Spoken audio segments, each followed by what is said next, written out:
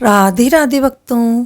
People पतवारी की कहानी कार्तिक माह की एक प्रसिद्ध कथा है, जिसमें एक साध्वी बहू और धन की लालची सास की कहानी है।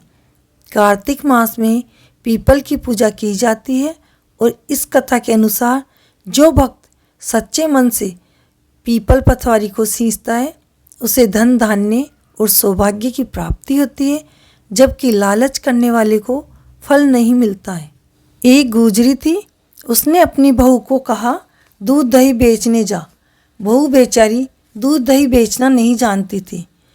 उसने देखा कि रास्ते में कुछ औरतें पीपल पतवारी सींच रही थी।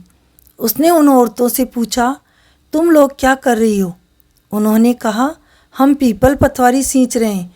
कार्तिक में पीपल पतवारी सींचते हैं तो इससे अन्न होता है, धन होता है, पुत्र होता है और 12 वर्ष का बिछड़ा पति मिल जाता है।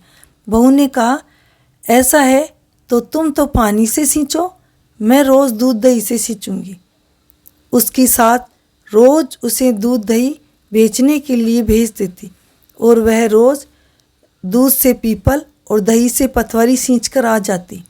सास पैसे मांगती तो कह देती, महीना पूरा होगा तब ला दूंगी। कार्तिक का महीना पूरा हो गया। बहू पीपल पतवारी के यहाँ जाकर बैठ गई और सोचने लगी, अगर घर गई तो सास रुपये मांगेगी, रुपये कहाँ से दूंगी। इसी सोच में बैठे बैठे सुबह से शाम हो गई। तब पतवारी माता ने कहा, गुजरी घर जा, क्यों बैठी है?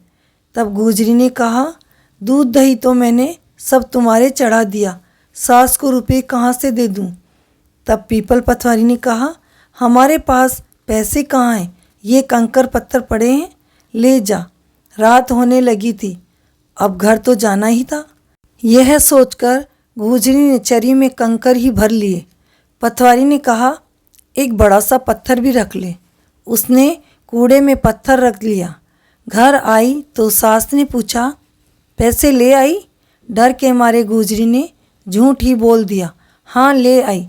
सास ने कहा, ओबरी में रख दे। बहू ने ओबरी के कोने में चरी को उड़ेल दिया और मुंह ढक दिया और सो गई। सास ने कहा, खाना खा ले। तो वह बोली, मेरा तो सिर दुख रहा है, खाना नहीं खाऊंगी। मार और गालियों के डर से बहू बिना खाना खाए सो गई। सुबह सास जल्दी उठी, सोचा बहू की तबीयत तो ठीक नहीं है और फिर उसे दूध दही भी बेचने जाना है, इसलिए जल्दी जल्दी झाड़ू पोछा किया। और जैसे ही सास ने ओबरी खोली तो देखती है कि ओबरी में हीरे मोती जगमगा रहे हैं और एक सुंदर सा बालक हाथ पैर हिला रहा है और खेल रहा है।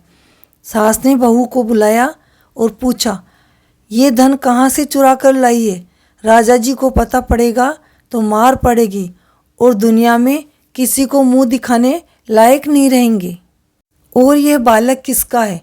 बहू ने सारी बात सास को बता दी। सास ने कहा, अब हम हमेशा कार्तिक में पीपल पतवारी सींचा करेंगे। हे पीपल देवता और पतवारी माता, उसे अन्न धन दिया और बेटा दिया, वैसा सबको देना। इस कहानी के कहने वाले, सुनने वाले, हुंकारा देने वाले और सबको देना।